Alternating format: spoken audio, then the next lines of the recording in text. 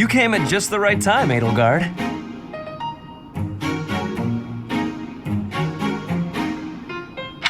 Is that so? Yes, I have a story for you. It's about a pair of nobles living about 100 years after the founding of the Adrestian Empire. One was Derek von Eyre. People called him the warrior prime minister. He bravely led soldiers into battle and mowed down his enemies. And the other was the emperor of the time. She wagered the throne in a duel against Derek and won. Why don't we do what our ancestors did and have a little duel ourselves? That's what you were going to say. But the answer is no. You interrupted me! The warrior prime minister used a dramatic line to propose the duel, and you did not allow me to say it! My apologies, Ferdinand. Well, at any rate, you were correct in surmising that I was about to challenge you. But you were rather blunt in your refusal. Ferdinand, control yourself. When will you tire of challenging me in pointless competitions? I can quit now if you insist on it. I will not challenge you again. You expect me to believe that? Why do you look so surprised? Of course it is not a valid duel unless both parties are willing. Now that you have refused outright, I must come up with some other way of getting that which I seek. I'm afraid to ask what you could possibly mean by that. Only that I will find some other way of showing everyone that I am superior to you. I will write a handbill listing your accomplishments, alongside my own more impressive accomplishments. Copyists will produce thousands of these pamphlets and distribute them far and wide. Then everyone will know about my... This has to stop.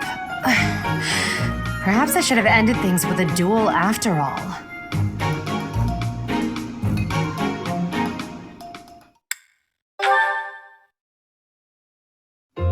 Standing tall, I see. Edelgard, hello. What do you think of this horse? An equine marvel, no? Look how intelligent he is. You can see it in his face. Certainly much smarter than your horse.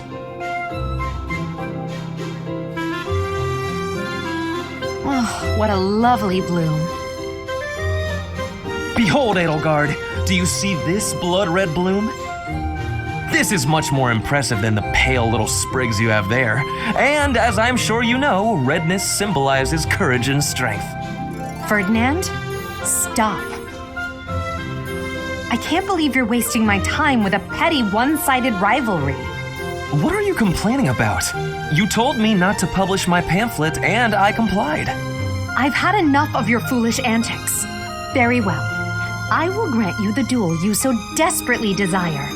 But when I win, you must forfeit the right to bother me with your ridiculousness. Forever. Do we have a deal? Ah, so you'll fight me after all? Wonderful. To battle then! All right, Edelgard. Have at me! As you wish. Ha!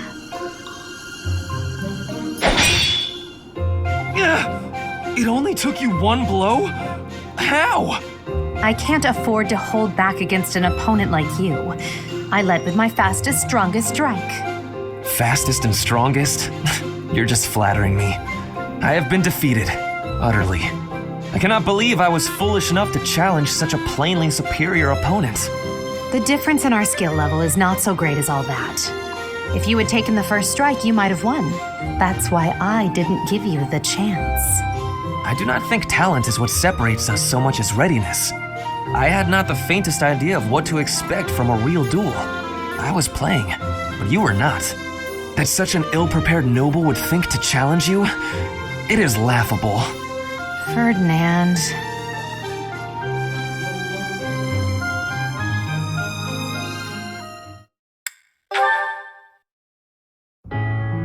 Ah, the smell, the texture, the smooth finish. This region's tea is the finest in the world. Hello, Ferdinand. You seem to be in a good mood. What is that supposed to mean? Perhaps you expected me to hold a grudge against you after our duel. In fact, I have moved on. Have you now? Well, I'm glad to hear it. I took it hard at the time, I will confess. I always thought that I equaled you in skill, or even surpassed you. But you showed me that I do not come close to matching your talents. Yet a true noble does not give up in the face of defeat. I will continue my training, and one day I will be an elite warrior. That is the path I must take, as a noble and a man of honor. You really are in a good mood. Your determination is admirable. Yes, one day I will surpass your abilities, and I will defeat you in combat. Ferdinand, there's something I've been meaning to say to you for a while now. Honestly, I couldn't care less that you are of noble birth. Your fierce determination doesn't come from your bloodline. It's your own doing. The reason I value you and want to be friends with you is because of who you are, not who your family is. I have something I would like to say to you, too. Certainly we must recognize the common folk who strive for greatness and attain it. But for those of us born into nobility, things are more complicated. From birth, nobles must excel. If we do not, we will be forced out of our houses. This environment breeds superior individuals, and they in turn recreate the rigorous environment for their own children. Without that cycle, there would be no political elite guiding the world towards prosperity.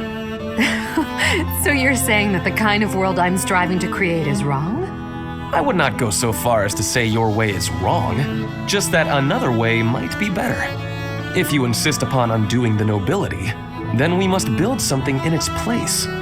We can provide free education for all, and then select the highest performing students for more intensive training and tutoring. I truly believe that people are products of their environment. Finding a way to educate the people. Interesting. I'm impressed by how much thought you've given this. No matter what shape the world takes, I'm sure I'll always need people like you by my side. People with strong principles who will argue with me and force me to consider ideas that are contrary to my own. Yes, exactly! Finally, Edelgard, you appreciate how important I am to your cause. I've always thought of you as a valued friend, Ferdinand. That's nothing new. Edelgard, I have to tell you something. I think now is the right time. Do you know what my ancestor Derek von Eyre said after your ancestor defeated him? He said, "You are an imperial beauty. Please, accept me as your husband." Halt, Ferdinand. There's a time and a place for everything, but that time is not now.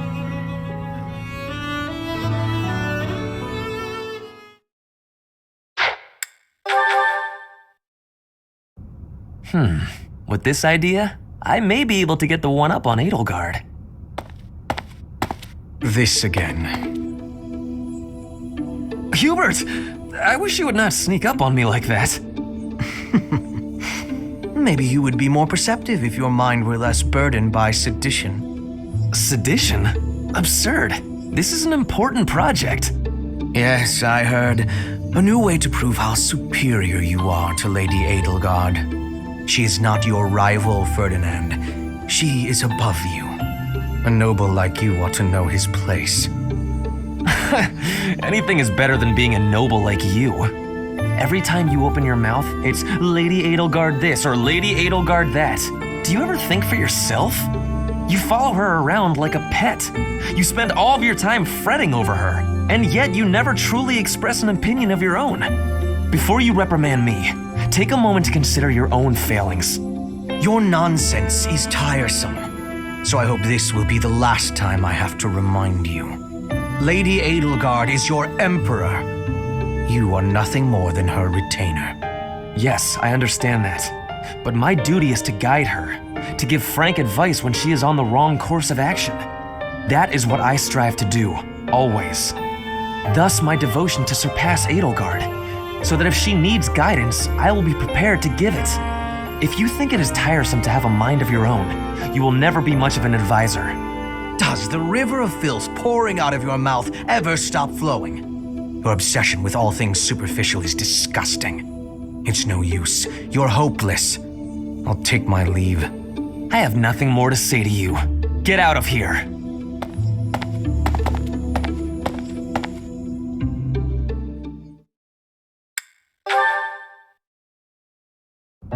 Show them this letter. Threaten them. Do what you must. Now go. Yes, sir.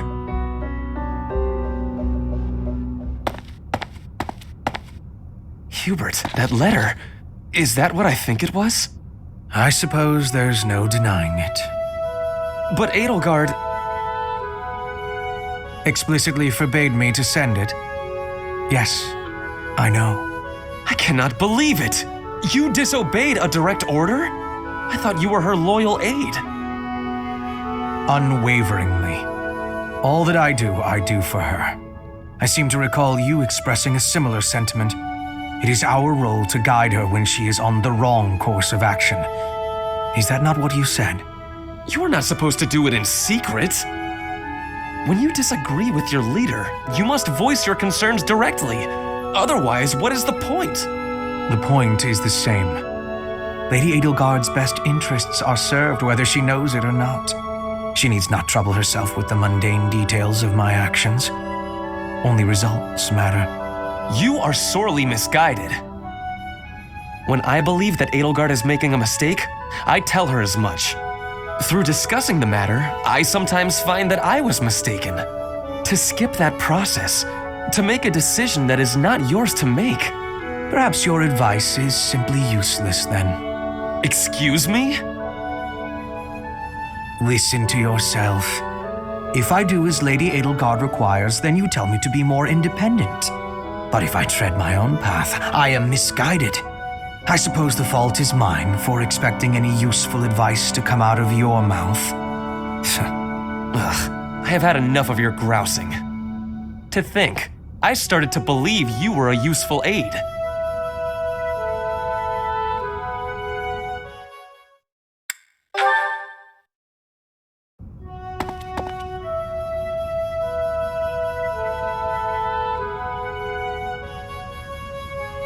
It's strange. I never thought you and I would be able to sit together and drink tea like this. Drink tea, you say? But that does not smell like tea. The aroma. Would that be coffee by any chance? Imported from Dagda, I believe. I do not care for it myself. Your knowledge is impressive. Although I should expect nothing less from a noble, I suppose. Lady Edelgard surpasses you in nearly every respect. But I think when it comes to positivity, you may actually exceed her. Excuse me? In a way, it is merely a mask for your tactlessness. But even so, your relentless optimism, well, suffice it to say that it is your best quality. What? You are constantly striving to grow as a person. To seek new knowledge, to push new limits. When others might get distracted or abandon their path, you never yield. In that aspect, at least, I think you are unmatched. Hubert, are you all right? Do you have a cold? Or the plague? Am I hearing a deathbed confession? It was only a compliment. There's no need for such dramatic exaggeration. Dramatic, you say? I do my best to analyze others without emotion. Even if I find you to be a contemptible degenerate, I can still evaluate your abilities in an impartial way. So, because you assess people without emotion, you are totally confident in your appraisals. It seems I was wrong about you. You actually understand. Please, do not compliment me again, though. I find it quite unsettling. It is like hearing a snake sing an aria. At least put it in a letter next time. In the very unlikely event that there is a next time, I promise to put it in writing.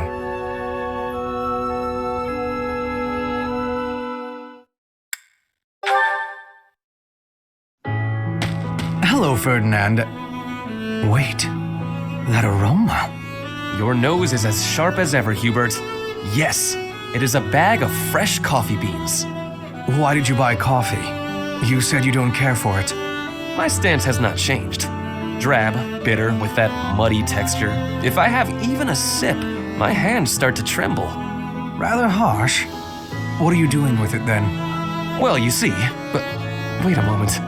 What is that? Is that an imported tea from the East? It is indeed. Keen eyes. Flaunting my favorite drink right in front of me. And you do not even drink tea. fiendish. It is for Edelgard, I assume. Before I answer that, I would like to know what you are doing with the coffee. Well, Is it a gift? Perhaps for someone you fancy? A gift, yes. For you. Who is the unlucky... Did you say for me? This coffee is a gift for me. Have I heard you correctly? Yes, that is what I said. A noble does not go back on his word. Just take it. I should decline. Why? The thought of receiving a gift from you, unbidden and unreciprocated, fills me with revulsion. Therefore, accept this tea as a gift from me. From me? Are you certain? I would hate to deprive the intended recipient of such a fine tea. That would be difficult to do, since I bought it with you in mind. Oh, in that case, thank you. What? You were planning to give this to me all along? That is what I said. Really?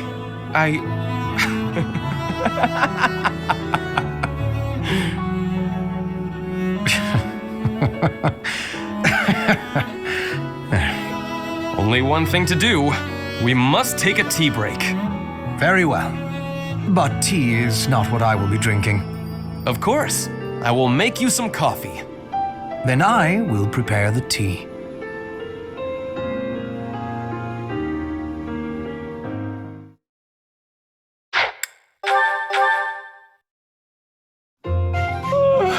Just look at this place.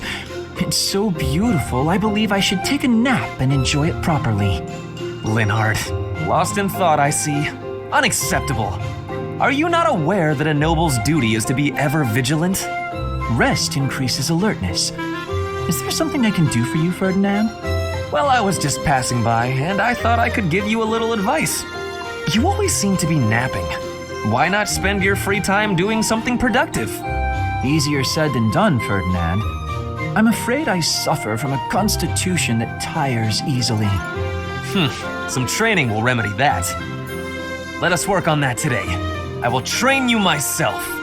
Arise, Linhardt. The righteous path of the noble lies before you. You're always giving it your all, aren't you? Yes, I am. Is there something wrong with that? Of course not. In fact, I rather enjoy your demeanor. You go all out even when others wish you wouldn't. You work hard, inspire the admiration of others, and your dignity as a noble is beyond reproach. I consider it my mission to serve as a guide and a model for other members of the nobility. As capable as you are striking. Next to you, I am a mere infant. Oh, you are far too kind. Although I do work hard each day to achieve all of which you speak. You've mastered all the important noble skills. You drink tea, talk about how great you are, ride horses. Indeed. I went for a ride earlier today. Is that so? You'll have to tell me about it sometime when I'm not walking away. Where are you going? I must get some sleep, being the infant that I am. Farewell for now, Ferdinand, oh noble among nobles. Noble among nobles? Seems a bit much. Did he say get some sleep? Hey, wait!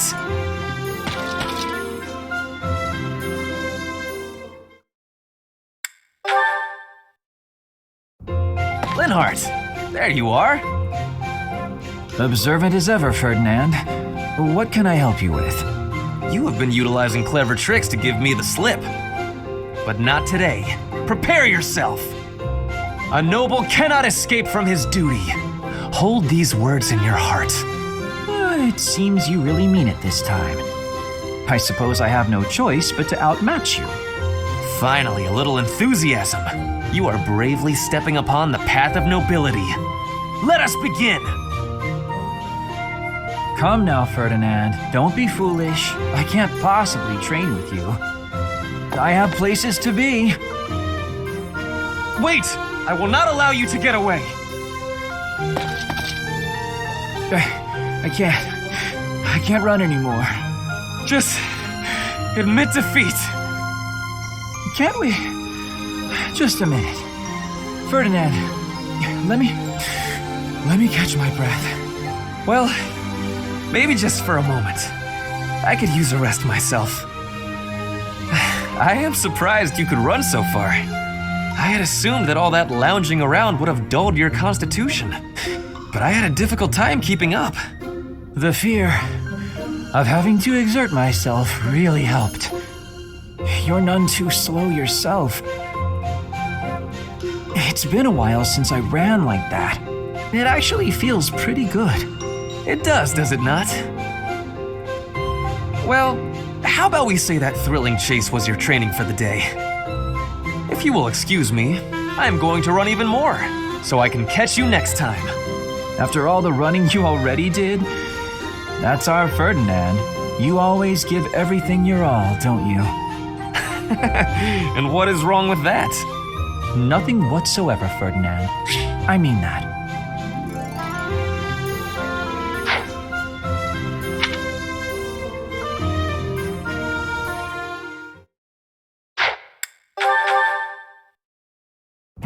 That settles that. And don't even think about brawling around here again.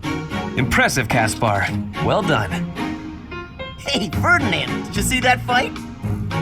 I saw it from start to finish. Both parties were at fault, disturbing the peace. Then you stepped in and corrected their behavior. You are setting a good example. I am proud to call you my fellow noble. Your fellow noble? I wasn't even thinking about nobility. That had nothing to do with it. Excuse me, nothing? Resolving conflicts among common folk is a duty of the nobles. Is that not what you were doing? I guess so. But it was more like instinct or something. I saw people acting out of line and I had to step in. Ah, you were acting on impulse. You might be better served following moral convictions rather than instincts. Take me, for example. I always bear in mind that I am a noble and behave accordingly. The fortunate must help the unfortunate. That is my guiding principle. I never have any idea what you're talking about. If someone's in trouble, you gotta help them out. Simple as that. A difference of opinion, you might say. Very well then. Believe what you will. I will not expend energy trying to change your mind. Maybe all of this noble stuff just isn't for me.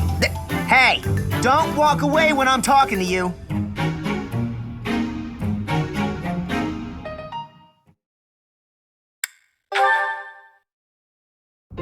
Caspar, I have been waiting. Ferdinand. Waiting for what? I am going to give you a lesson on the righteous path of the noble. Righteous path? What? You have a problem with my path now? You think you're more righteous than me? That remains to be seen. I heard you stopped a robbery in town the other day. Some despicable thief who was robbing an elderly shopkeeper. Rumor has it you didn't wreak as much havoc as usual. Hey now, I think you're underestimating me here. When the thief showed up, the old shopkeeper was so scared that he could barely stand. I didn't want the guy to pass out, so I had to stay calm while handling the situation. Rather than fighting, I gave my own money to the thief and told him to get out of there. Or else. How, magnanimous of you. The thief fell for it and left the shop. That's when I chased him down. I got my money back and gave that thief a good beating. He won't be back here anytime soon. Ah, so you walloped the scoundrel. That does sound like you. I am finding this story more plausible. Nevertheless, I think... Hold on. Now it's your turn. I heard a very interesting story about you recently. My turn, eh? Let's hear this story then. The way I heard it, you punched a foreign soldier right in the middle of town. Stop. I know what you are getting at. But you have the wrong idea. Let's hear your version then. I had been browsing for weapons at a rundown stall. Suddenly, a man seized the stall's owner and started dragging him away. Someone with a less generous spirit might say the peddler had it coming. His wares were quite inferior after all. But without a moment's hesitation, I leapt to his aid and soundly defeated the goon. Well done. Sounds exciting. It was nothing, really. Anyway, the old shopkeeper let me in on the details. He said that he was a novice trader, tricked by a noble into selling low-quality goods.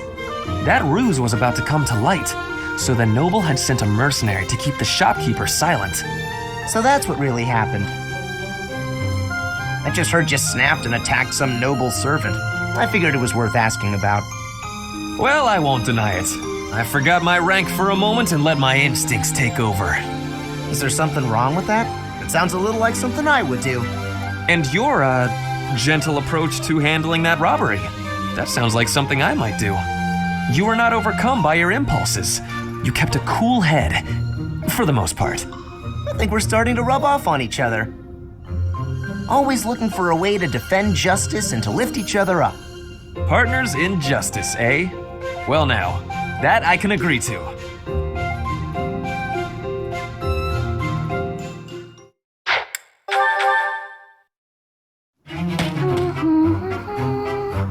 Another fine day, alone in my room, and plenty of books to read.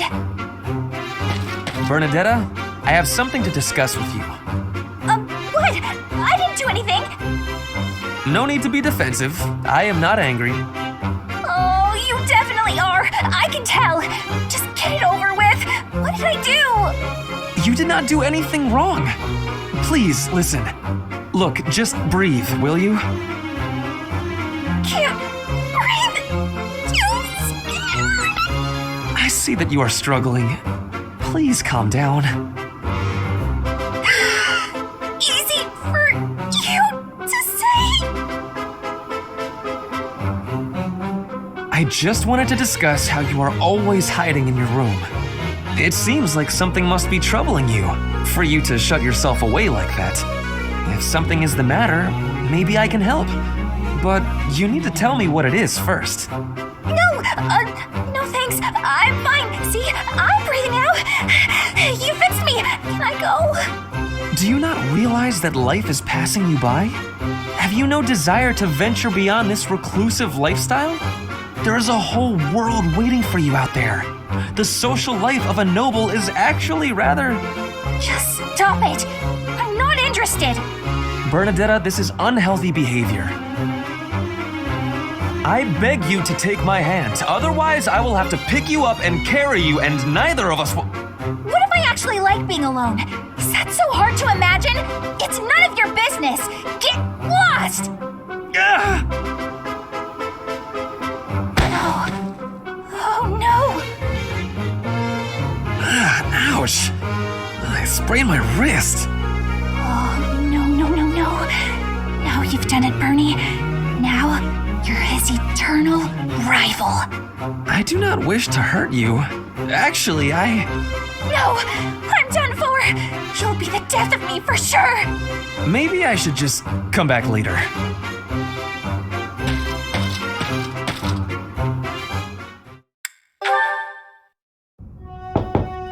Bernadetta, if you have a moment, I would like to discuss what happened before. My nemesis!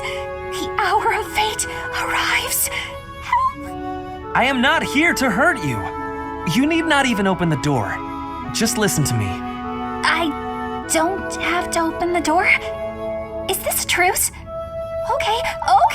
I like truces. Thank you. I would like to apologize for sticking my nose into your business the way I did. I thought you might be unhappy all cooped up in there, and that maybe I could help. But I've had time to reflect on what you said, and I realize I was mistaken. Oh, thanks for caring, but I'm fine actually. I see that. I suppose that is what I'm trying to say. I should not have pushed you to do something that you did not wish to do. And for me to frighten you like that? That was unbecoming conduct for a noble. Maybe a little bit. Frankly, I am embarrassed by my behavior. I disgraced myself. As for my injury, you need not feel guilty or afraid. The sprain was a result of my own thoughtlessness, not anything you did. I have always strived to be a good person, but I suppose all that striving was for nothing. I have failed in my duty as a noble. Ferdinand? Yes, Bernadetta? I don't really know much about this sort of thing, But you shouldn't say things like that about yourself. It wasn't all your fault, you know. I'm to blame too. I hurt you. And I'm sorry. Really, it is fine. It healed quickly. And it wasn't for nothing either. I am not so sure. I do like my time alone. Actually, it's more of a need. But you're right. I also need to venture out every once in a while. Maybe if I work as hard as you do, I can try it a little more. Yes, keep working at it. You are already much more outgoing than you used to be. When I mess up, or even when it's just a bad day, it's hard for me to step outside. I'm too scared. But the next day, I try again, because I know that one mistake doesn't ruin everything. So you're still... I mean, just because you... That doesn't mean... I don't know how to put it, but that's how it is. So, the end. What a graceful end to the conversation. Hey! Come on, that was serious! At least I got you to laugh.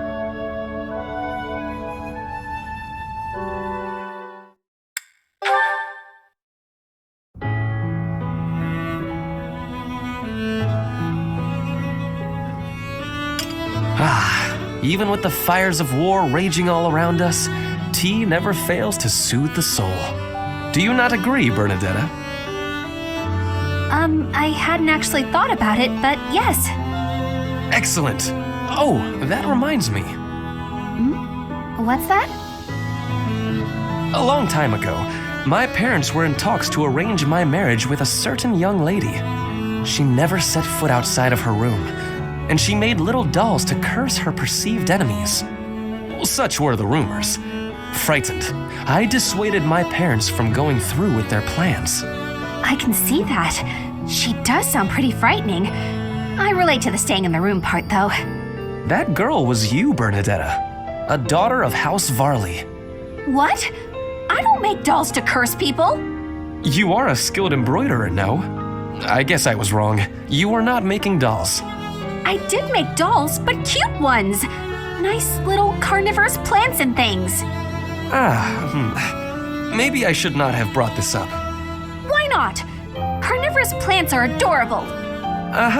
Yes, adorable. Anyway, if I had actually known you, I would have accepted the proposal. Why? Did you have some scheme in mind? No, I just mean, now that I have gotten to know you, I would have been happy to...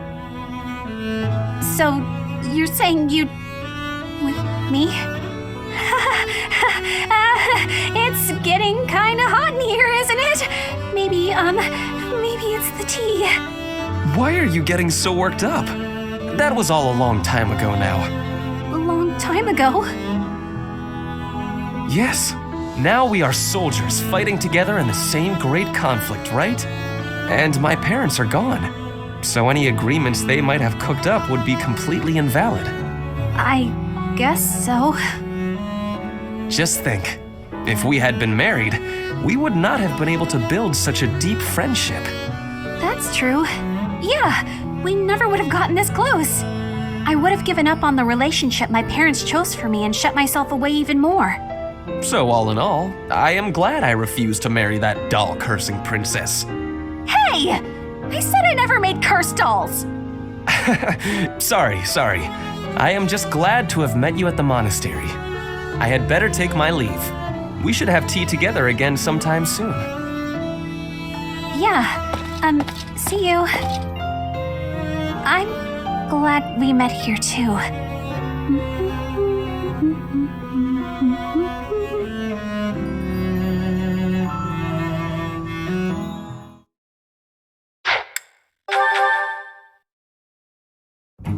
Ah, Dodothea. The dining hall seems so much brighter with you here. Ferdy, I must say you are quite adept with flattery. Please, give me some more. Flattery? No, I was not... There you go with that attitude again.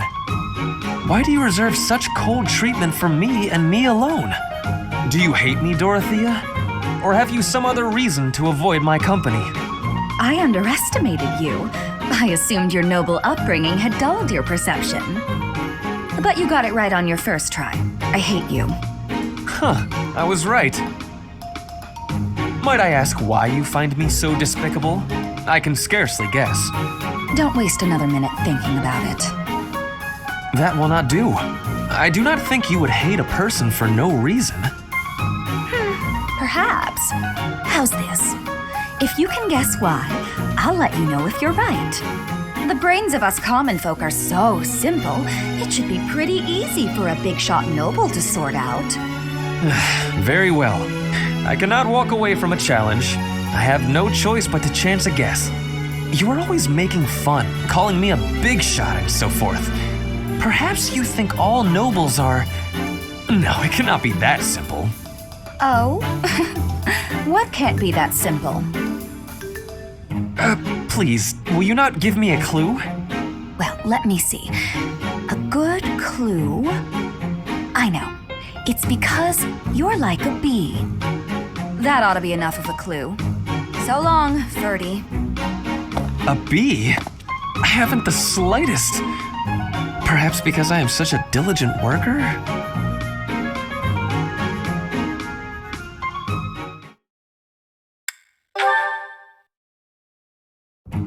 Ah, you have arrived at just the right time. Care for one of these handmade treats? My goodness, Ferdy. When did you become such a talented confectioner? Oh, Dodothea, I am hardly an expert. Nevertheless, you have managed to make some tasty-looking treats.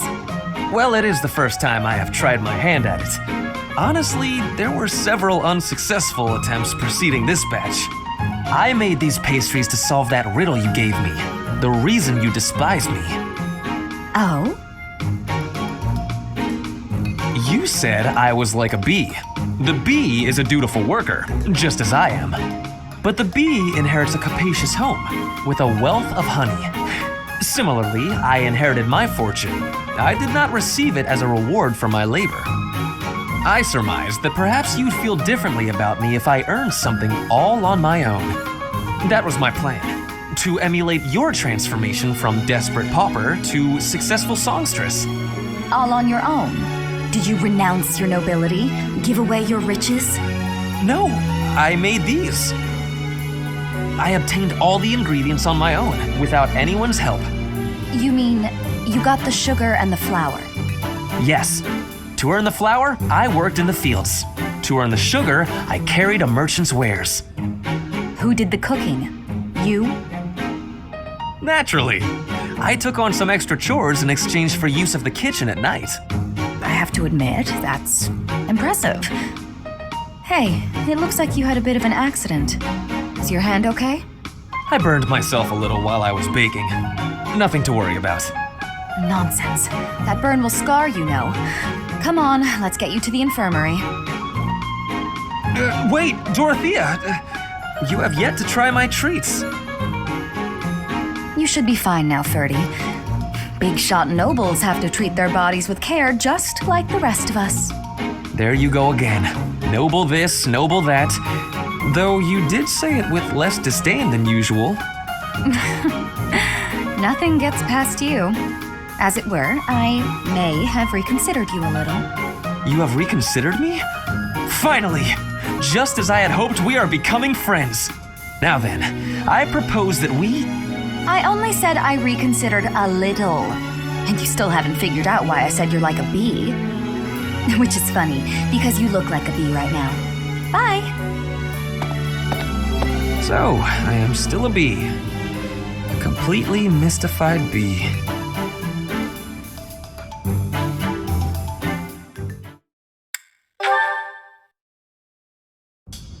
Ah, Dodothea. I am surprised to find you here. I did not think you were all that religious. There's a lot you don't know, Ferdy. But you're right. I'd hardly call myself devout. After all, it was thanks to the goddess and her noble regime that I suffered so much as a child. You must be quite brave to speak so coarsely in this hallowed place. But what do you mean about suffering as a child? Do I really have to tell you? Oh, forget it. I'm sure you already know that I'm an orphan. I grew up in the alleys of Enbar, begging for coins, eating scraps, drinking from drains. I see. I remember seeing street children around the city. I could have died. Then the right person overheard me singing. And suddenly I was in the opera. I was a songstress. And my goodness, did the nobles like me. The people who used to spit on me and call me an urchin, they praised my voice and my beauty. A nobleman who once kicked me gave me the most gorgeous shoes. I almost asked if it was a joke. So that is why you despise the nobility. But why do you think I am the same as them? Do you really believe that is the kind of man I am?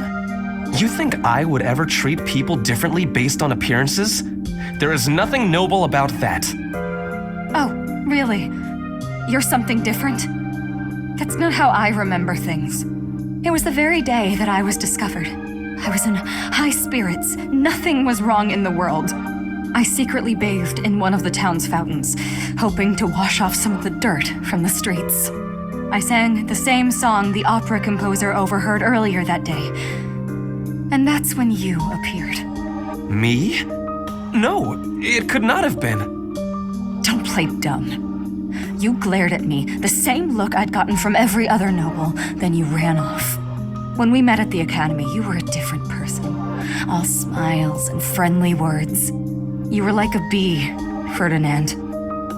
A bee attracted to a flower in full bloom. So it was you then, singing that song. Dorothea, please listen. This is a misunderstanding. When I saw you, I could not take my eyes off you. I was hypnotized. Your beautiful voice, your elegant face, droplets of water on your skin that glittered in the sun. I thought you were a water nymph. Stop it, don't lie to me. No, it is true. I was only a child. The vision overwhelmed me. That is why I ran. I plucked up the courage to return, but no one was there. I thought perhaps it was a dream.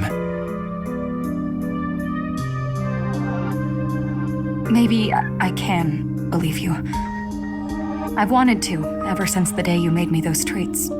I thought then that maybe you weren't like the others, but there's a lot I have to let go of, Ferdy. Of course. I am glad we had this conversation. You know, I do not mind you thinking of me as a bee. Life as a simple drone, circling a queen. It actually sounds quite wonderful. Don't drones keep the queen safe from other bugs? I like the sound of that.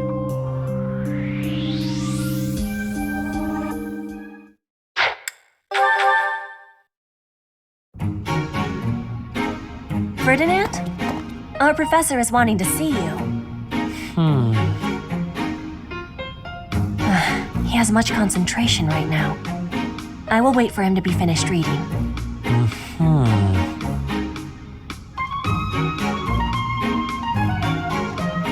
Diplomacy has an effect upon weapons development.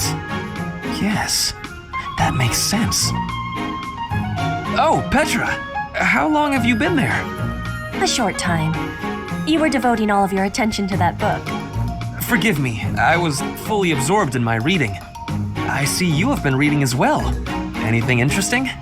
I am studying the history of Fodlan. A history book. What a keen student you are. And it's about House Hresfelg. Certainly a stimulating topic. I am wishing to learn all about Fodlan. What is the book you are reading? Oh, this? This relates to a little hobby of mine. The regional history of weapons development in Fodlan. Militaries have to adapt their weapons according to terrain and climate. And they have to keep up with technologies in other regions. It's very interesting. Yes, it is interesting. I see why you would be enjoying that kind of reading. Oh, does that excite your curiosity too? Perhaps you would care to read more about it then. This is just one of 18 volumes, and our library has the entire collection. I give you my gratitude. Research of weapons could be a good reference for me. Oh, please take my apologies. I was meaning to tell you that our professor is wanting to see you. Oh, It is not like you to forget something. I suppose I ought to be going then. Yes, it is a rarity that I forget something. But it is not impossible.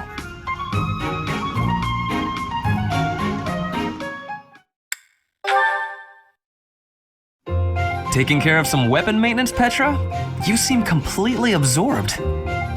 Yes, taking care of the weapons has great importance.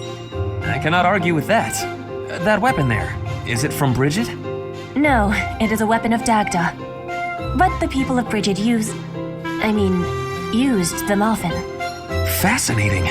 I have read about the weapons of Dagda, but this is my first time seeing one in person. Lots of weapons and fighting techniques came from Dagda to Bridget. Ah, so Dagda to the west had a big influence on the Bridget archipelago. I am fascinated by foreign fighting techniques. Would you consider teaching me sometime? I will. But it is difficult to explain fighting with words. We can try sparring, maybe? Yes, a practical demonstration. I would be quite grateful. Let's have our beginning then.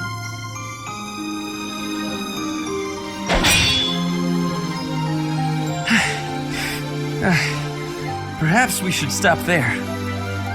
Oh? Do you think you have understanding of the fighting techniques from Dagda? Yes, now that I have experienced it firsthand. I used to look down on foreign fighting styles, but I was clearly remiss. The footwork, the nimble way you shift your weight is extraordinary. I will have to remember those moves for the next time I am in battle. Clearly, you have honed your skills through practice. Your fist felt as sharp as a spear. Bridget is stuck in between Dagda and Fodlan.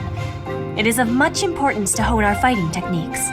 I am of the royal family, but I am a warrior before that. I must fight to live and to protect my home. When the alliances of Bridget and Dagda encroached on the Empire, they were always driven back. But perhaps the Empire's victory was due to geographic advantage or divine intervention, rather than military superiority. Having met you, that is what I think. I cannot help but feel a little disgraced. I held foreign fighting styles in such low regard without ever seeing them for myself. When I came to Fodlan, I felt disgraced for many things that I learned. But there is no disgrace in losing ignorance. We need to be learning and growing with each other, always. Yes, by working together we can make progress. And both sides need to look ahead to the future.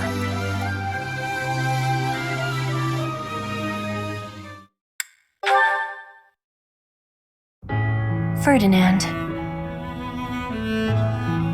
Huh? Ah, Petra. Is there something I can help you with? No, I am not needing help. I was just thinking that you look lonely. Lonely? In wartime?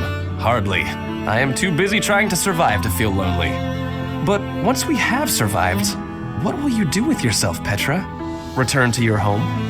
Edelgard said she would like you to ascend the throne in Bridget, to ensure good relations between the nations. Yes, my plan is to be returning home. But if Bridget and Fodlan can be friendly, I will be able to have visits whenever I choose. Maybe it is even possible for me to be living in Fodlan.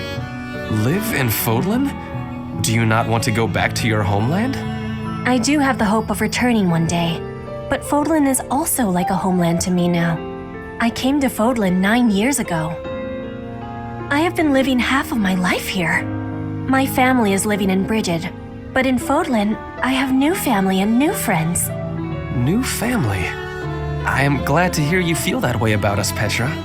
In that case, we will have to make sure that none of us die. We do not want to lose anyone in the family. Yes, we will be winning, and you will not be dying. Ha! Do not worry. I do not intend to die. I have some things to do when the war is over. Things? Yes, you and I can be the link between Fodlan and Bridget. Oh.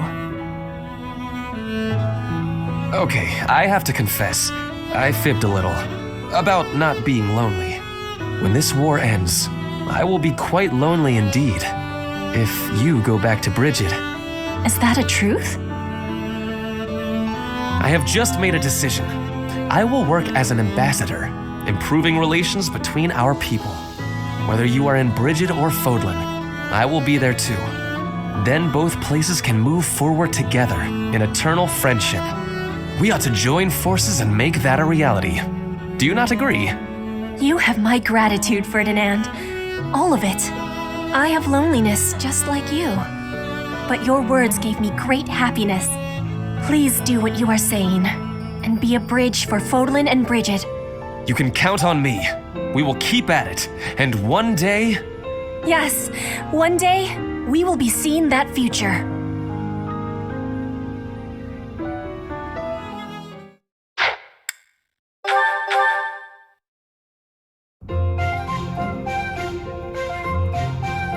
Oh, Mercedes. This is unexpected. Hello, Ferdinand. Did you come to pray? I did. I quite like the atmosphere in the cathedral. It is holy and solemn. Perfectly suited to a noble, wouldn't you say? I guess so. You guess so? I think the matter is rather clear-cut. It is incumbent upon nobles that we pray regularly to the goddess.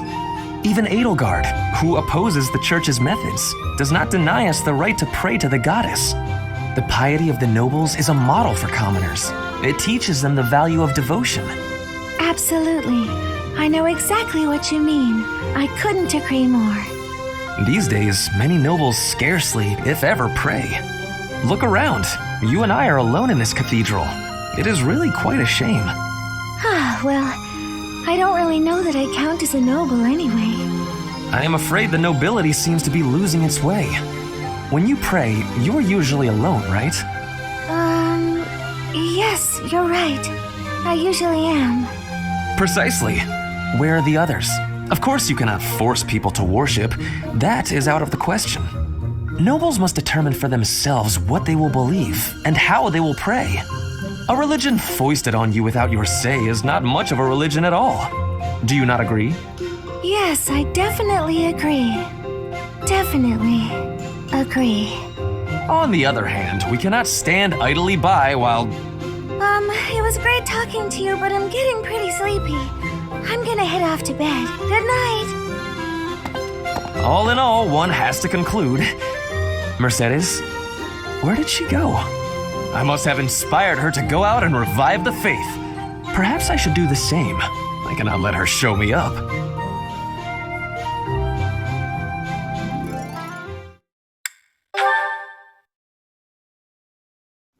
Come on, sell it to me! Huh? What's going on here? Hey, stop that! Can't you see he's not interested? We're just talking business here, now move it along! Oh, I just thought it looked a little... Actually, now I'm curious. What kind of business are you conducting? I've been told I have a keen eye for appraisal. Just trying to buy a sword. I told him to name his price, but he won't give it up. Any price? You must be able to afford anything your heart desires. But did you consider that he might have a good reason not to sell it? Maybe it's a family heirloom, or simply his favorite sword. No one asked for your appraisal, now move it! Or are you looking for trouble? That is quite enough! You would dare threaten a woman? I will not permit such ungentlemanly conduct. Oh, hello, Ferdinand. Do you have an opinion on all this? Behind me, milady! I will protect you! Who are you? You looking for trouble too? Keep your distance, gutless knave. I just cleaned my sword, and if I maim you, I will have to clean it again. Neither of us wants that, so I suggest you leave at once. Forget it. You're not worth my time. Thank you so much. You saved me there. Well, that is taken care of. Are you hurt, Mercedes? Hurt? No, I'm fine. We were only talking. I am glad. I do not abide uncouth behavior. Stopping it is my duty as a noble.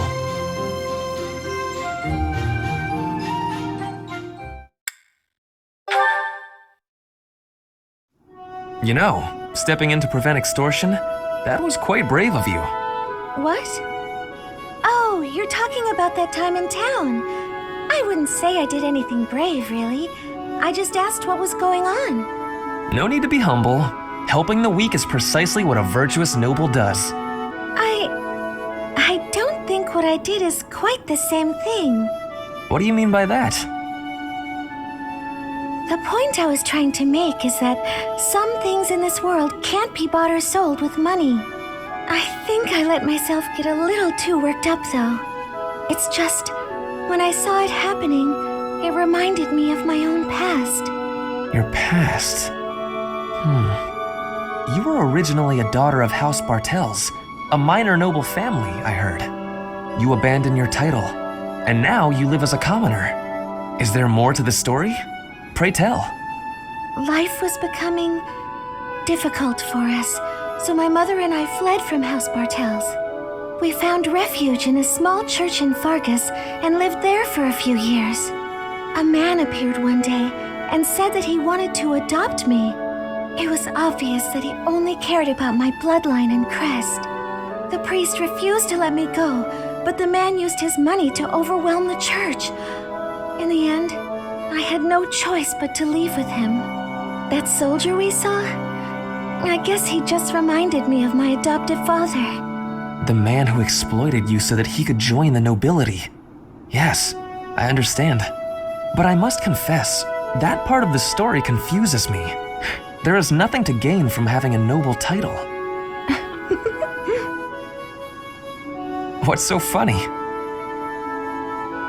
I never thought I'd hear you question the value of nobility, Ferdinand. Oh, well, that is not quite what I meant. Using someone else to obtain high status, with no effort and no accomplishment? Certainly you can obtain a title like that, but it hardly makes you a noble. I completely agree.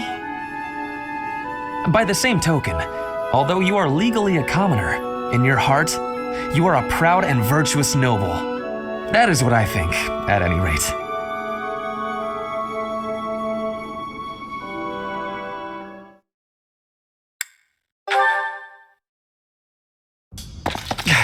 Mercedes! Finally! There you are. Ah, Ferdinand! Why are you so short of breath? I just wanted to show you something. What's this? Oh. Yes, these are financial records that I recovered from your adoptive father. They prove that when he adopted you, large sums of money changed hands. Where did you come across these? I stealthily made my way into Ferdinand and looked around his estate. It was easy. That kind of thing is no trouble for an intrepid young noble such as myself. That's amazing! I mean, amazingly irresponsible. I can't believe you put yourself at risk for my benefit. I really wish you wouldn't do such things. No, I did it for my benefit. I could not help myself. With these documents, we can show everyone what a scoundrel your adoptive father really is. His noble aspirations will be crushed. The lord of the region will probably rescind his adoption contract. In other words, you will be free. Here, take them. Do with them what you will. Do you really believe these will set me free? Yes, of course. You will be free to decide your own path in life and go wherever your heart leads you. That does sound nice, but... I'm sorry, Ferdinand, but I think you should hold on to the documents. Why? Is this not what you want? I've lived so much of my life following everyone else's lead, so much so that I've come to terms with it. It's almost unavoidable at this point. But with these, I could regain my freedom and change all that. You baffle me. Do you not wish to be free? Of course I do. Let me try that again in a way you might understand. Ahem. A true noble cuts their own path, seizing freedom from the clutches of tyranny. I cannot argue with that. Fine then. I will hold on to the documents. But I'm really very happy that you're so concerned with my well-being, Ferdinand. It means so much to me that you went through all that trouble on my behalf. Of course, Mercedes. The smile on your face is well worth the effort.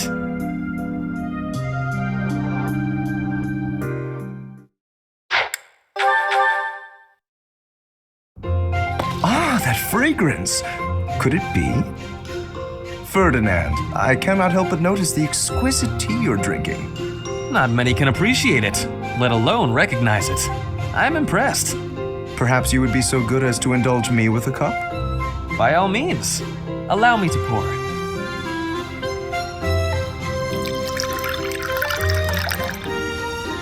Ah, what a delightful aroma.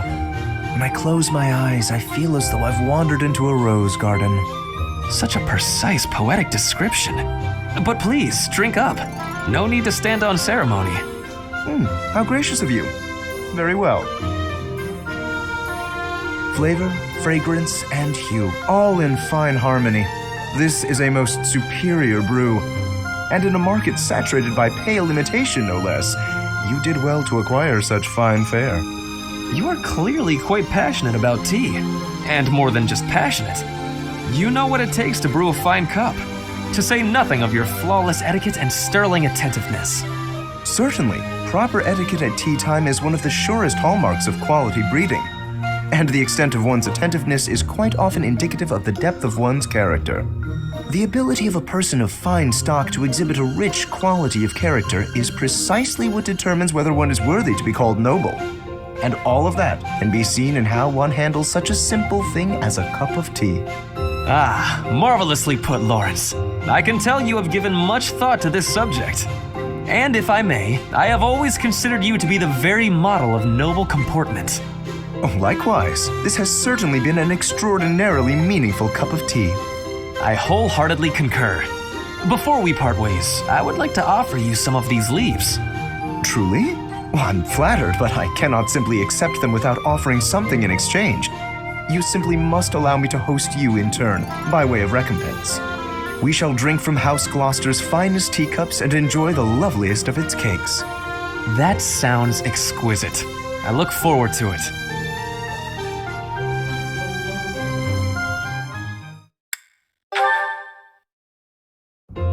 That reminds me, Ferdinand. I wonder if a certain rumor has already reached your ears. I suspect I know what you are referring to. A certain noble who caused a stir at one of the local taverns, correct? For someone of status to make such a scene. What a disgrace. I thought just the same. A noble ought to hold himself to a higher standard. It is hardly appropriate to drink and mingle with a tavern full of commoners. Oh, that is not quite what I meant. I do not object to a noble patronizing their local establishments.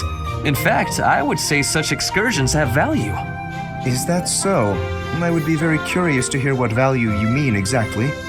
But allow me first to venture a guess. Is it that you suppose it is proper for a noble to bolster a town's wealth with his patronage? If that is your thinking, then I would counter that whatever one adds to a merchant's coffers seldom makes it to the pockets of the townsfolk. I think that if a noble wishes to use his resources to ease the burdens of the commoners, he ought to go about town and spend it more directly. That is wonderfully insightful, Lorenz, albeit not what I had in mind. What I meant was this. We can benefit from crossing the threshold and learning more about regular folk. We scarcely understand the reality of their lives. In turn, they do not know about us. I have heard that some believe we have horns growing from our heads. It is an embarrassing and potentially perilous state of affairs. You are quite right. In fact, that reminds me of something a boy once said to me when I visited a village on my family's territory. He actually asked me if I had a tail. Hilarious. We all need a laugh now and then. As a man of status, I feel it is my calling to right the world's wrongs, but there is only so much I can do alone. Working in tandem, though, you and I could make tremendous accomplishments. My sentiments exactly. Together we could achieve a great deal. Though the circumstances of birth may have placed one of us in the Empire and the other in the Alliance, we can still aim for a brighter future together. Yes, precisely. Together, there is nothing that we cannot accomplish. By the way, Lorenz, do you have a tail?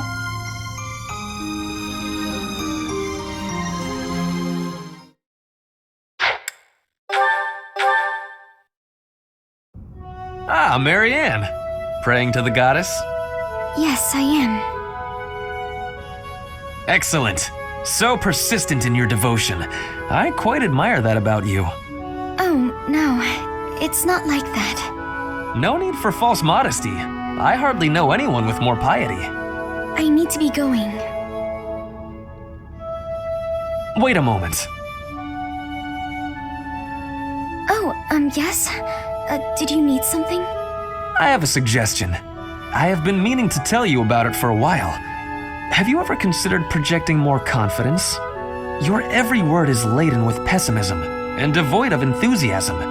To gain the trust of commoners, you must appear self-assured at all times. I have no need to earn the trust of the common people as a noble. All I want is to live a quiet life and to not be a bother to anyone. I dare not hope for anything beyond that. But you are the only daughter of the esteemed Margrave Edmund. Regardless of what you hope for, you must concede that you have inherited certain responsibilities by virtue of your birth. If that's the case, then I don't care to be a responsible person. Farewell. One would think she does not wish to be a noble.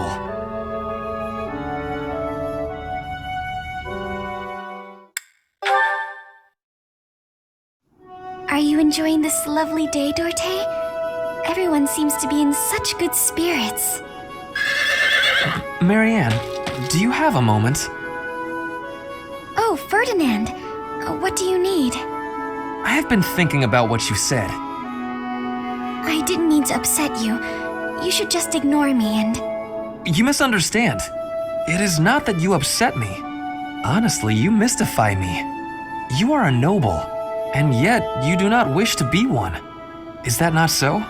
I did not expect to hear that from the daughter of Margrave Edmund. But I'm not actually his daughter. He's a distant relative. We share very little of the same blood. But still, you come from a noble lineage, do you not? Oh, no. I'm just a minor noble from the countryside. Minor though it may be, you were born into a noble family, which means you are a noble too. We did not choose to become nobles. We were born into the nobility. I understand, but that's why I said I don't care to be responsible. I had no say in the matter. Marianne, My parents and I have suffered because of this bloodline and crest. Even so, I am prepared to do what I must as the daughter of a noble family. But to be told that's still not enough, I just...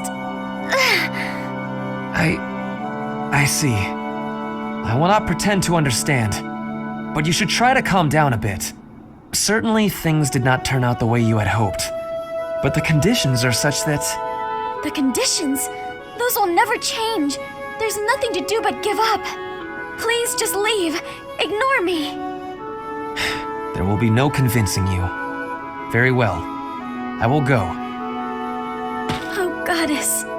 Why did you curse me with such suffering?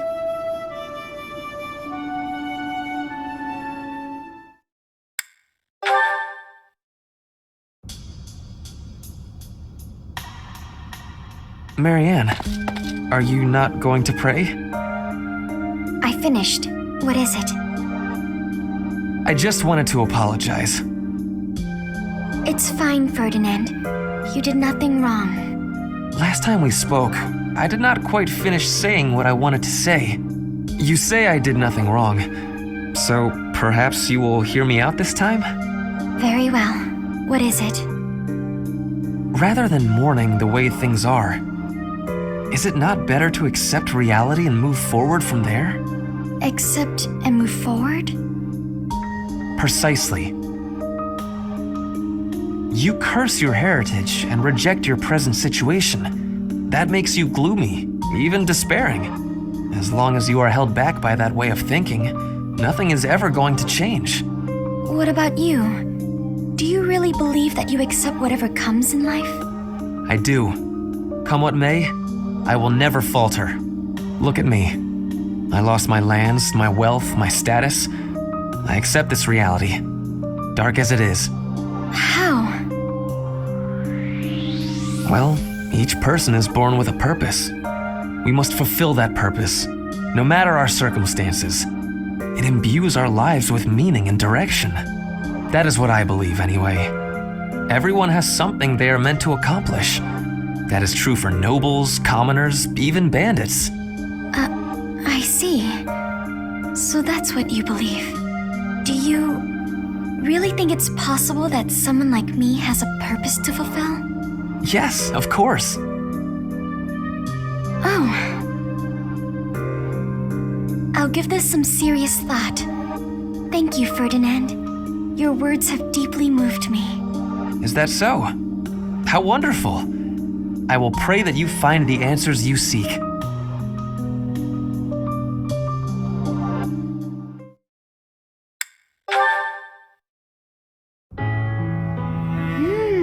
Delicious. Marianne, may I join you? Yes, Ferdinand, of course.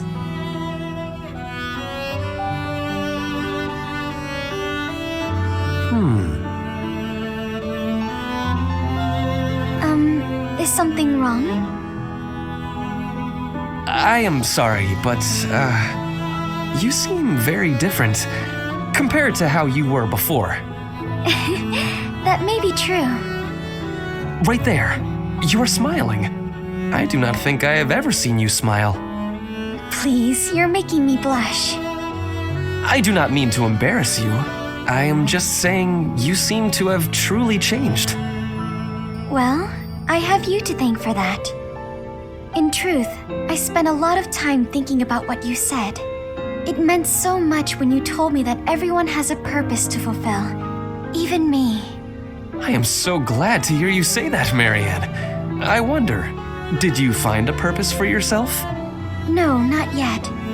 But I've been much happier since I started thinking about it more. I remembered a time back when I was working at the animal clinic. The rest of the staff was so thankful for the work I had done. Even in something as simple as looking after animals, I was able to make myself useful to others. Thinking about it made me realize that anyone can make other people happy, even someone like me. It sounds to me like you have already found your answer. What do you mean? Making people happy. If you ask me, that is a truly worthwhile purpose. You may be right. I just remembered. I wanted to ask about your food. Yes? What about it? Today was my turn to prepare the meal. How is it? Oh, it is delicious. The flavor and the texture are superb, so you are certainly making me happy. I'm glad you like it. I hope you will learn to like yourself. For what it is worth, I like you. Oh? Maybe, if you have the time, you can cook something for me again? For me alone, I mean. Of course. It would be my pleasure.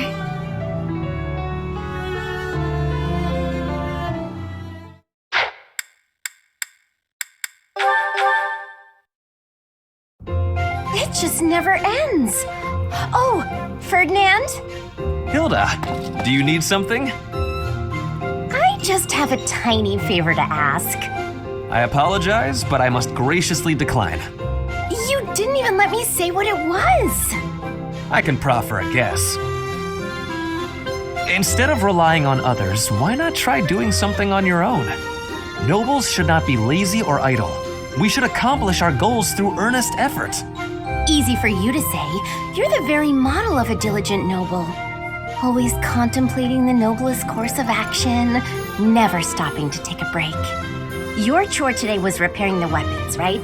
There are so many weapons here, and yet you're already done. That's pretty impressive.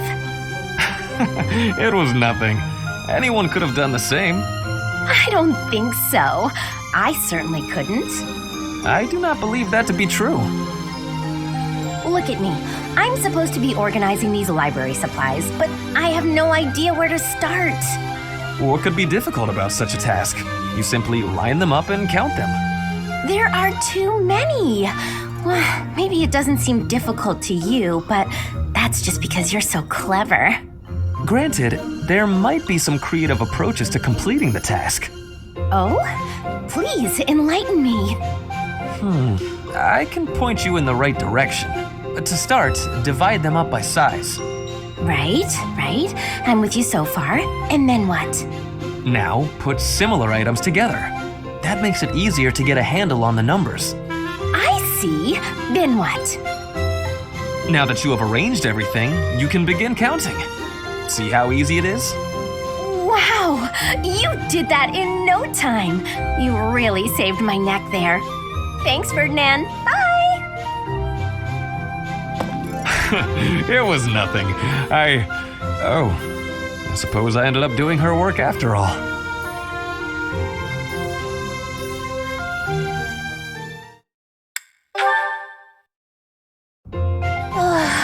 Wow, I am thirsty.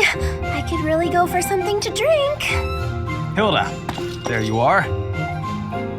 Hey, Ferdinand. Thanks for your help earlier. I do not desire your gratitude. I have a bone to pick with you. At the library, you pawned your job off on me. Actually, I never asked you to do the whole thing. You started teaching me how and got carried away. Meanwhile, I was just awestruck by your cleverness and generosity. Well. Hey, wait a moment. Your charms won't work this time. You were just using me. Oh, that hurts my feelings. I really was awestruck. If I had to arrange all the library supplies on my own, I'd have been there past nightfall. With a steady pace, you would have finished by twilight at the latest. Oh no, I'm not competent enough, honestly. I don't even know how to make a cup of tea. You're quite a defeatist, Hilda. Hold a moment. Did you just say you cannot make tea? That's right. I can't touch things that get hot. I'm always scared of getting burned. Trust me, it is not difficult. You just need to be cautious as you are pouring. I can teach you. Really? Great! Please teach me, Ferdinand. This is a crucial skill for nobles, Hilda. If nothing else, you must learn the art of tea brewing. Look here. You bring the water to a boil, and you put the leaves in here. All right, that should be enough time steeping. Now we can drain the water, pour the tea, and enjoy. That took longer than I expected. Well, thanks. Bottoms up. You may have to steep it for more time or less, depending on the leaves. From now on, you can... That really hit the spot. Thanks. I'm a slow learner, so I hope you'll teach me again sometime. She fooled me again. That was the last time. I swear it.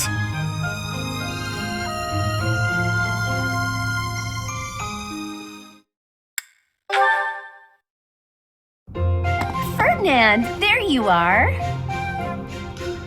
Stay back, Hilda. I will no longer entertain your clever little requests. Your wiles will not work this time. You shouldn't yell at a noble maiden. It's a no-no, etiquette-wise. By way of an apology, you may brew me some tea. I am sorry to have offended you, but delightful as it sounds, I will not be brewing any tea at present. Besides, I taught you how to do it before. You should be able to do it on your own, so why don't you? You did show me how to do it, but I can't do it as well as you. And why not? You selected just the right leaves, and you boiled them just right. You even considered the room temperature and humidity. Then you set out just the right pot along with just the right cups. You immediately picked out a design that you knew I would like. When you poured, the temperature, the timing, and the technique were all impeccable. You seem to know an awful lot about tea for someone who cannot even pour it. No, not really. Maybe I picked up a couple things from watching you. Even the sound of the liquid pouring into the cups was like music. Taken as a whole, it was an almost spiritual experience. A symphony for the senses. I was just making tea in the traditional fashion. Oh, I'm so flustered I'm not getting my point across. I'm trying to say that your tea is like love. You're devoted to bringing happiness to those who drink it. I could taste that from the first drop. Well, when serving another, one must put in a little bit of love. But I must say, you surprise me. Not many are so attentive to the finer points of tea. I made quite the impression on you. Perhaps I ought to pour you another cup. Really? Oh, thank you, Ferdinand. I shall find us a suitable brew. Wait here a moment. Oh, Ferdinand. So simple, and yet so kind.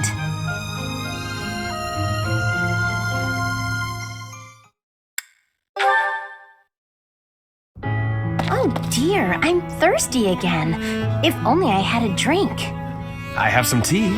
You are welcome to drink some. Oh dear, I forgot to get my... I found it. Here it is.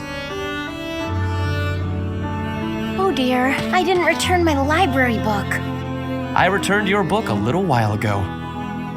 Oh, thank you. Ferdinand, how did you get so good at doing things for me? It's like you know what I need before I do. I have lots of practice fielding your requests.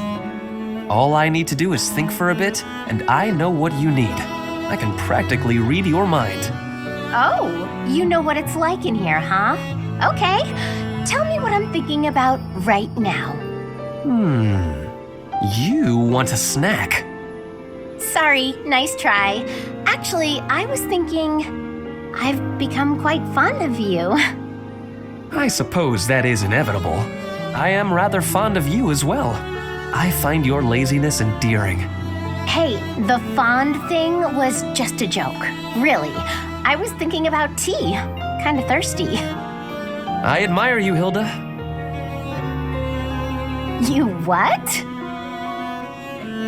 I said I admire you.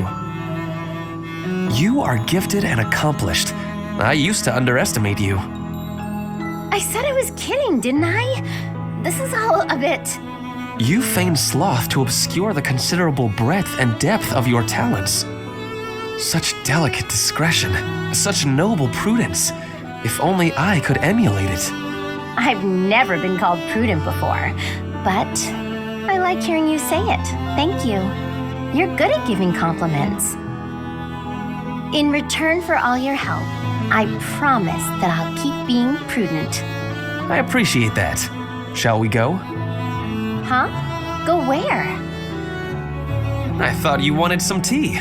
The dining hall is the place for that. Oh, Ferdinand, you're too kind.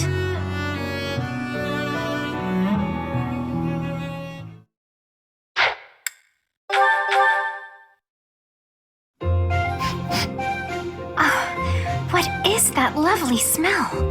It seems to be coming from the training area. What could it be? You have met your match, Rust. So stubborn. Good day to you, Ferdinand. You smell amazing. That is you I am smelling, is it not? Flane, hello. Are you referring to the smell of this oil? Aha! Yes, that is the smell, all right. I am simply doing some armor maintenance. A little oil keeps the rust at bay, ensuring that the armor moves smoothly, without any hitches. I see. I thought maybe you were doing some cooking. You smell a bit like food, but I suppose that is the oil tricking my nose. I would not cook in the training area. Are you hungry by chance? Not really, no. But is that oil not also used for cooking? For things like frying meat or drizzling over a nice crisp salad? Things of that nature? Were I to coat my armor in oil that smells of food, I would be distracted by hunger at all times. I doubt that amidst actual fighting, the smell would still make you hungry. We are always dancing with death on the battlefield. When your focus wavers, your life is forfeit. I suppose you're right. And actually, all of this talk of delicious oil has made me hungry. In that case, I will accompany you to the dining hall. I will be finished in a couple of minutes. I must apologize, Ferdinand, but I cannot wait even a moment for you. I am famished. I shall be in the dining hall, getting my fill of fried goodies. Well, that was quick. I will admit, now that she has mentioned it, it is a rather appetizing smell.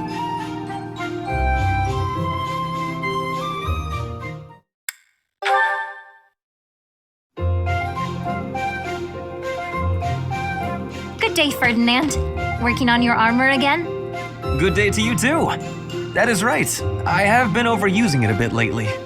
Now, allow me to wager a guess. Are you feeling hungry as usual? As usual? It is not as though I am always searching for a meal. I am rather interested in armor. Do you mind if I peer over your shoulder while you work? Of course not. Please, feel free to observe. Thank you for allowing me the pleasure. Oh, so many different types. Wow! Helmets, armor, gauntlets. The range of defensive items seems innumerable. This one seems different from the rest of them. It is akin to a gauntlet, except... Flame, careful! Huh? Oh! Flame, are you all right? Did you injure yourself? I am well. But what was that? That could have been serious. Please forgive me. I should have warned you first. This is a new type of gauntlet with a spring-loaded blade over the knuckles. The mechanism is rather easily triggered. How foolish of me not to warn you. No, I am the one who was overly curious and reached out without permission. My apologies. But, when you snatched me out of harm's way, you embraced me quite tightly. Yes. You were in danger and my instincts simply took hold. I hope you will forgive my rashness. No, it is not that at all. It is just... you hugged me so tight. Did it hurt? I am so sorry, Flame. I did not mean to cause you any discomfort. Not at all. Not in the slightest. Anyway, I had better be on my way. Such a delicate creature. And that sweet demeanor. Snap out of it, Ferdinand.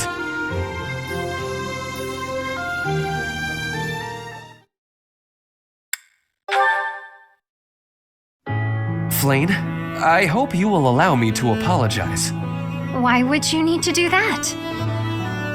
Last time, when I was working on my armor, you could have been gravely injured. You have been avoiding me ever since, so I want to reiterate how very sorry I am. I'm not sure that's entirely the case. So you are not avoiding me? To be perfectly honest, I felt a bit embarrassed. When you embraced me before, it really caught me off guard. You're surprisingly strong for how slender you appear. Anyway, it all got me rather flustered. Oh, I see. Well, I do train quite often. On the battlefield, it is perfectly common to lift up a wounded comrade. It has nothing to do with your gender. In the heat of the moment, I pay no attention to such things. That is, how I would explain it. I see. So you have a well of strength for embracing people, it seems. Well, I would not put it like that. Usually, when I embrace people, it is in the context of battle. Is that so? So the embrace was nothing more than a rescue. Perhaps I was flustered needlessly. I wonder if you would consider embracing me when my life is not in peril. Huh? Why? Because I'd like to feel that way again. That's why. How about it? Or is your capacity for embracing limited exclusively to warfare? Oh, I see what is going on here. I had forgotten how charmingly ethereal you can be. Very well. As per your request, I shall embrace you again. I'm delighted. Does right now work for you? Why, of course. Easily done. Although, perhaps we shouldn't tell Sedith. Agreed. Better to let this be our little secret.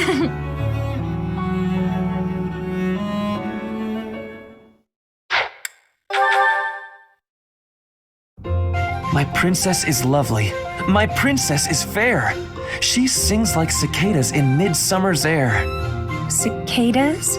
Those noisy little bugs that swarm about, endlessly mingling with one another? Oh, good point. I will revise.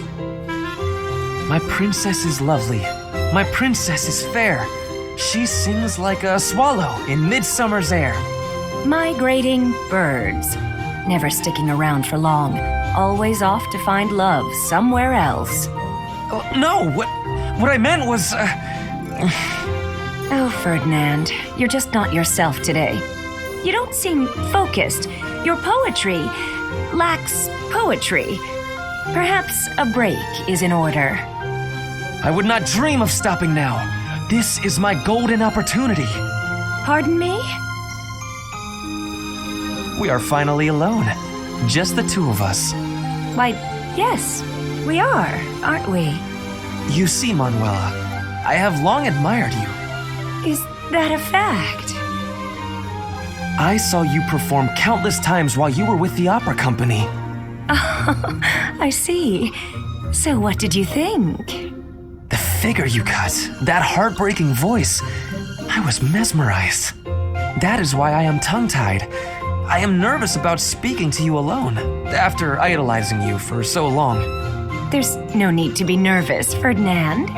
That songstress you recall is long gone. I get nervous too, you know. But I want you to feel relaxed around me. Understood? Yes, yes, I promise to try. You're really full of surprises, you know that? I assumed you'd be more interested in combat than the arts. Come and chat sometime? I'd love to hear more about how my performances mesmerized you.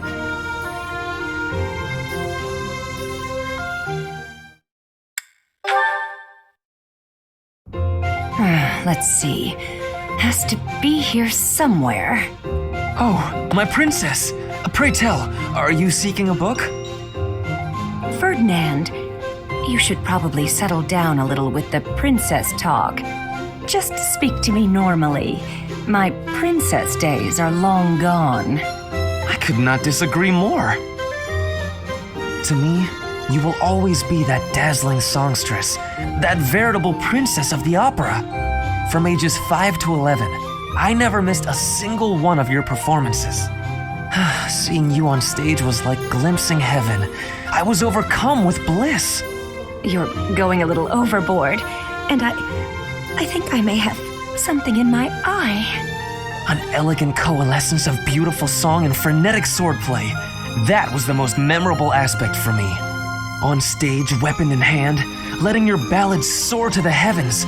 Honestly, the first time I held a sword, it was not to train. I was trying to do your sword dance. I inspired your love of weaponry? How flattering. Correct. It is all thanks to you. Oh, come now.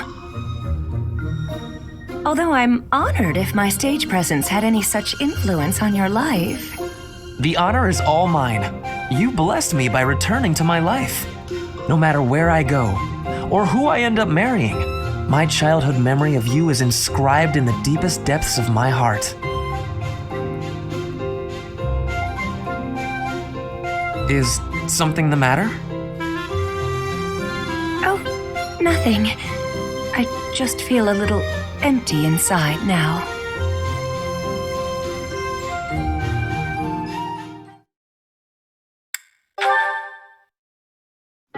How the crimson rain of pain it came, falling hard upon a land aflame, when the sacred blade it split the sky until the heavens heard our cry. In the hour of vengeance will you heed the call? On the red fields of revenge will you help avenge? We must fight strong and stand tall. Oh, Ferdinand, that song. Manuela, hello. What a treat. It is most rare to see you at the training grounds. I have never had the honor of sparring with a princess.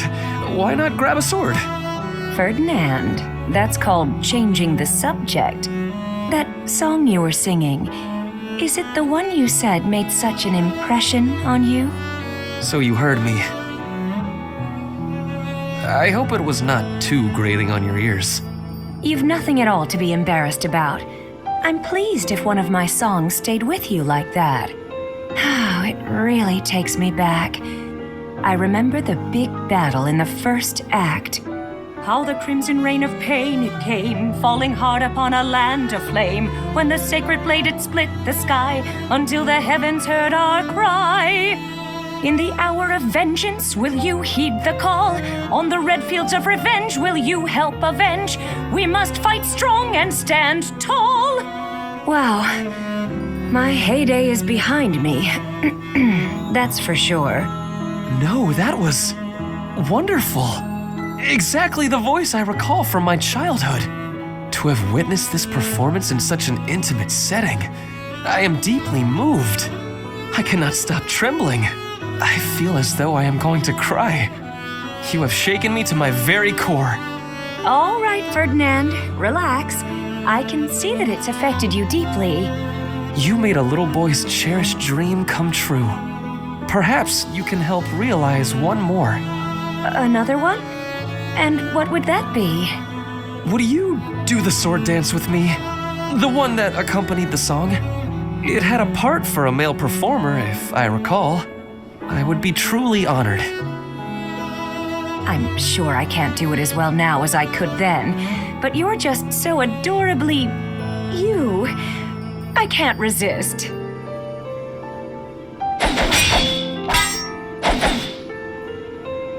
Thank you so much. That has long been a dream of mine, and you made it a reality. I gotta say, Ferdinand, you're full of surprises. It was like dancing with a pro. Perfect timing, always in step. All thanks to you. You inspired me. Or perhaps it was you who inspired me.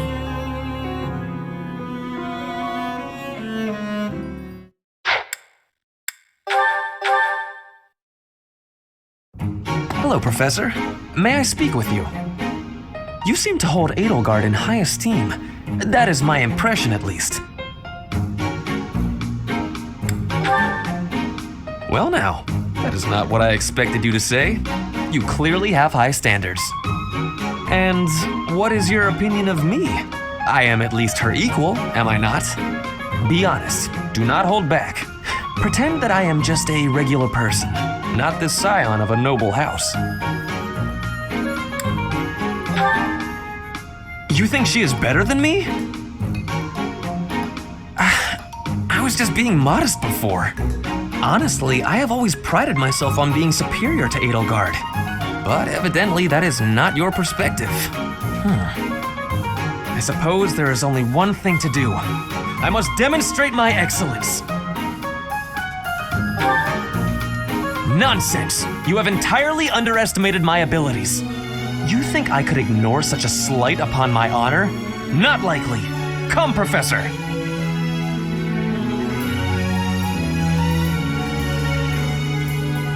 We will begin with battle. Edelgard's skills in combat are no match for mine. I heard that just the other day, she defeated a demonic beast without assistance. Well, anything Edelgard can do, I can do better. And in half the time. Professor, you can be my eyewitness and timekeeper. Here we go! 2 at once? That's... well, it will be fine.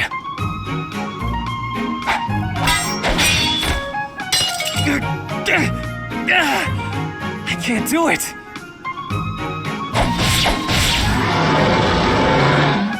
It seems you have saved my life. Thank you, Professor.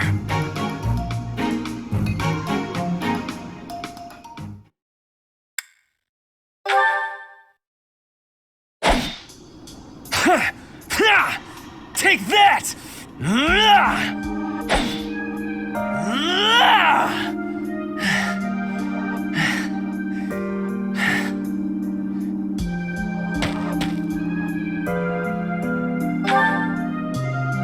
Yes, I am in a hurry. Edelgard claims victory after victory. She never stops. 5 years ago, She ascended the throne and swept away the corrupt nobles, my father included. I always thought I would be the one to unseat him. But she did it instead, with all the ease and indifference of someone cracking an egg. She put my father under house arrest. She stripped House Eyre of its power. Rather than accepting a role as her puppet, I left.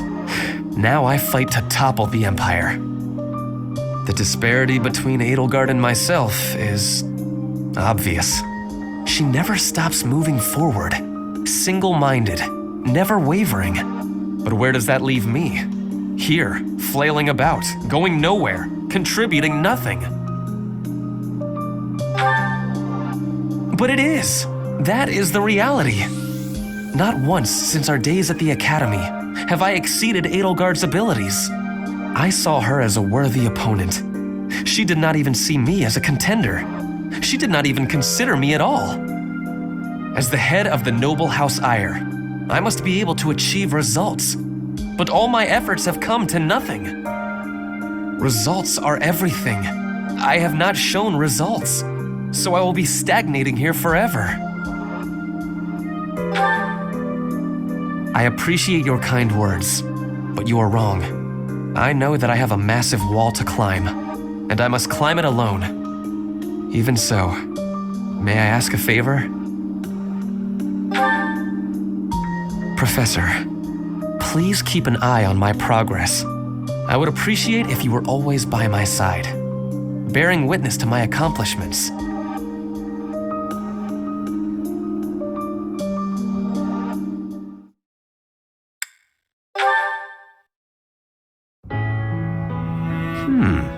What an interesting way of looking at life. Ah, it is you, just at the right time. Oh, is it nighttime already? I must have gotten carried away. There is something I wanted to discuss. Something about you. I am starting to believe that you are a true hero. You hold the lost crest, you wield the sword of the Creator, and you lead everyone in battle against great enemies. Not only that, but you are a strategist. You give everyone direction, so they know what needs to be done. You do not seem particularly ambitious, and yet you accomplish so much. I am not exaggerating. Everything I said is true. I have been reading about the history of Fargus, you know. The kingdom's founder, Lugh, the king of lions, had 2 advisors. One of them was Pan, the undesiring strategist. According to historical records, Pan wanted nothing for himself. He devoted himself entirely to Lugh. He had tremendous power, but he never seemed concerned about his legacy. So in the old chronicles, there is hardly any mention of Pan's deeds. All that we know is that he helped Lugh, his friend and leader. It is not surprising that you have never heard of him. I did not even know his name until recently. But when I watch how you conduct yourself, I feel that I am seeing the unknown deeds of Pan. It is only a thought, of course, but it makes me feel rather happy. Even if it is not in the pages of a history book, a life can be full of achievement. I know that I will never prevail over Edelgard. Even if I defeat her on the battlefield, I am what I am. Like you and this undesiring strategist, I will do what I am called to do, even if no mark of me remains in the history books.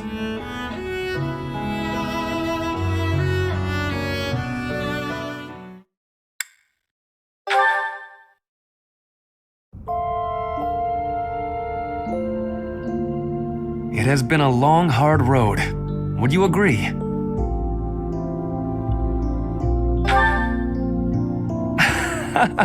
You cannot humor me even a little.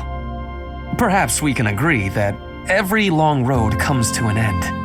That is when friends who have walked together must go their separate ways. You will guide Fodlan. I will return to my position as Duke Eyre. Life will go on. It must. I once asked something of you. I asked you to bear witness to my achievements. But even if I achieve nothing, and there is nothing left of me after I am gone, I still want you to see me.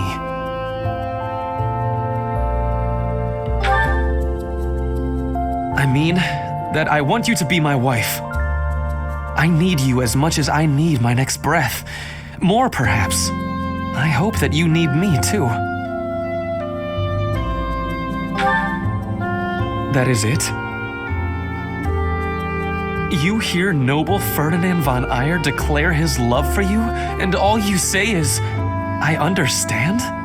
This is torture. Please, if you are going to refuse my proposal, simply tell me. I am not sure I understand.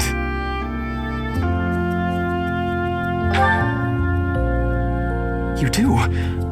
Does that mean... Really? Oh, my head is ringing with pure joy, like 1,000 bells. It is even greater than the joy of victory in battle. It is victory in life itself.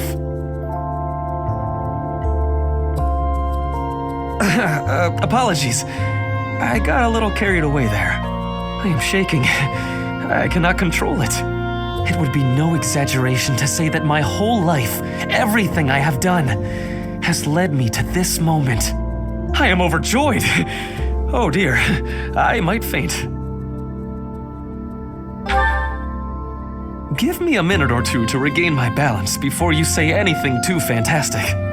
Imagine making our way through life side by side. The whole world has taken on a rosy hue. It is no use. I cannot stay upright. Please, let me lean on your shoulder. That is better. We are as close as can be. From now on, we will lean on each other. Thank you, my love.